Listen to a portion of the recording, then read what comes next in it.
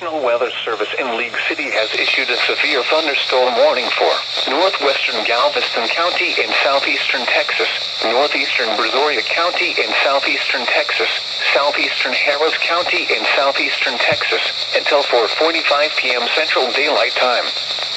At 4:19 p.m. Central Daylight Time, a severe thunderstorm was located over western League City, moving southeast at 10 miles per hour.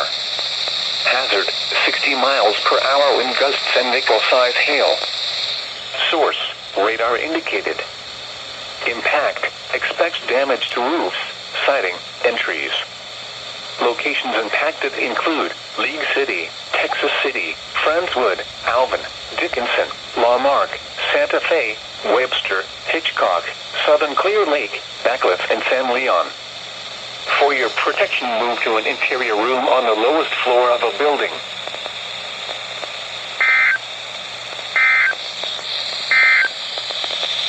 This is your NOAA weather